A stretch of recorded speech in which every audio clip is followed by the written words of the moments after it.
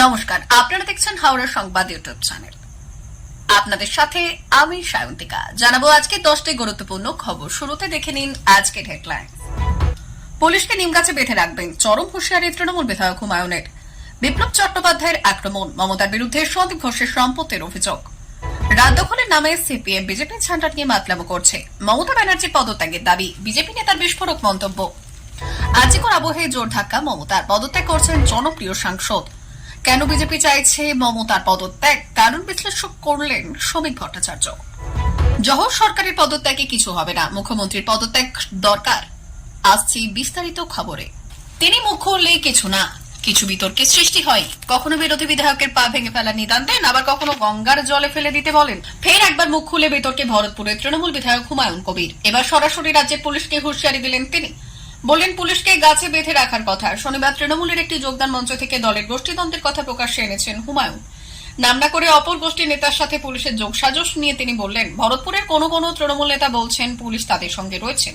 এরপরই পুলিশের দিকে নিশানা ছুড়ে তিনি বললেন, পুলিশ প্রশাসন, আপনি নিরপেক্ষভাবে প্রশাসন চালান, কোন দল না দেখে অভিযুক্তের বিরুদ্ধে ব্যবস্থা নিন, না হলে আমার মটকা গরম হলে থানায় 1000 লোক নিয়ে এসে বসে পড়ব।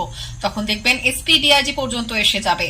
যে আইন ভাঙবে, law and order problem create করবে, তার বিরুদ্ধে অ্যাকশন নেবেন। আর যে পুলিশ বেশি দাবেদারি রাজনীতি করবে, আমি আমার কর্মীদের বলে দেব তাকে নিম গাছে বেঁধে আমাকে খবর দিতে, আমি এসে তাকে ছাড়াবো। এর আগেও বেশ কয়েকবার বিস্ফোরক মন্তব্য করে চর্চায় এসেছিলেন হুমায়ুন। দলের বিরুদ্ধে মন্তব্য করে শোকজ নোটিশ পেয়েছিলেন তিনি। শুধু তাই নয়, ভোটের সময় বিস্ফোরক মন্তব্যের জেরে নির্বাচন কমিশনের থেকেও শোকজ করা হয়েছিল তাকে। অভিনেতা বিপ্লব চট্টোপাধ্যায় মুখ্যমন্ত্রী মমতা বন্দ্যোপাধ্যায়কে সন্দীপ ঘোষের সম্পত্তি বাড়ানোর বিষয়ে আক্রমণ করেছেন। তার মন্তব্য, মুখ্যমন্ত্রী কি জানতেন সন্দীপ ঘোষ এত সম্পত্তি গড়েছেন?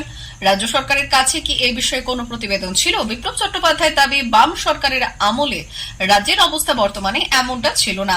এবার রাত দখলের আন্দোলনে যারা পথে নেমেছেন তাদের একাংশকে মাতাল সাব্যস্ত করলেন মমতা বন্দ্যোপাধ্যায়ের মন্ত্রিসভার সদস্য।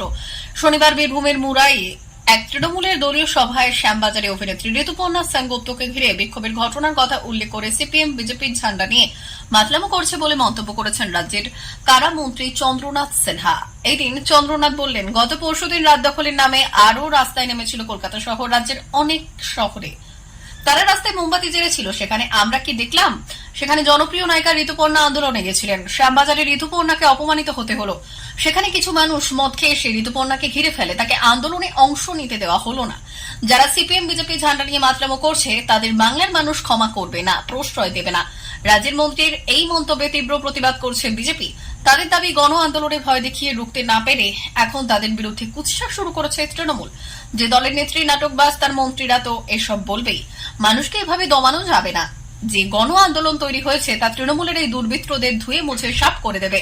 টিএমসি রাজ্যসভার সাংসদ জহর সরকারের পদত্যাগের পর বিজেপি নেতা শাহজাদ পুনাওয়ালা পশ্চিমবঙ্গের মুখ্যমন্ত্রী মমতা ব্যানার্জির পদত্যাগের দাবি করেছেন।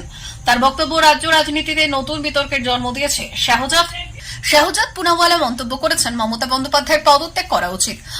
শাহজাদ পুনাওয়ালা মন্তব্য করেছেন, মমতা বন্দ্যোপাধ্যায়ের পদত্যাগ করা উচিত। পুনাওয়ালার এই বক্তব্যের ভিডিও সোশ্যাল মিডিয়ায় ভাইরাল হয়েছে, যা রাজ্য রাজনীতিতে উত্তেজনার সৃষ্টি করেছে। তিনি আরো বললেন, মমতা বন্দ্যোপাধ্যায়ের পদত্যাগ এখন অত্যন্ত প্রয়োজনীয়।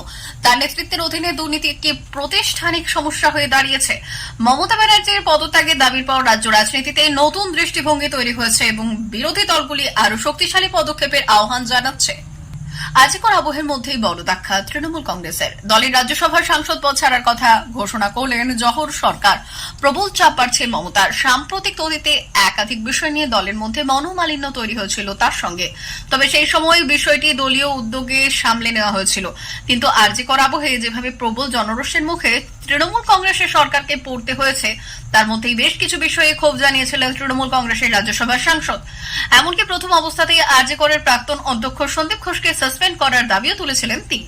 রবিবার আচমকাই তিনি দলীয় সাংসদ পদ ছাড়ার কথা ঘোষণা করলেন। শুধু ঘোষণা নয়, ইতিমধ্যেই তার সিদ্ধান্তের কথা দলনেত্রী মমতা বন্দ্যোপাধ্যায়কে জানিয়ে দিয়েছেন তিনি। আরজিকর কাণ্ডের প্রতিবাদে বিজেপি ধর্ণা মঞ্চ থেকে মমতা বন্দ্যোপাধ্যায়কে বেলাগাম আক্রমণ করলেন বিজেপির মুখপাত্র শ্রমিক ভট্টাচার্য। পাশাপাশি জানালেন কেন বিজেপি চাইছে মমতার পদত্যাগ। দেখুন কি বললেন তিনি। তৃণমূল সাংসদ জহর সরকারের পদত্যাগের বিষয়ে বিজেপি নেতা দিলীপ ঘোষ বলেছেন, এটা ভালো যে তিনি তৃণমূলের সংস্কৃতি বুঝতে পেরেছিলেন। এই ছোট পদত্যাগগুলির কাজ করছে না। আমরা মুখ্যমন্ত্রীর পদত্যাগ দাবি করছি। প্রিয় দর্শক, আমাদের চ্যানেলের নিয়মিত ভিডিও পেতে চ্যানেলটি সাবস্ক্রাইব করুন। ধন্যবাদ।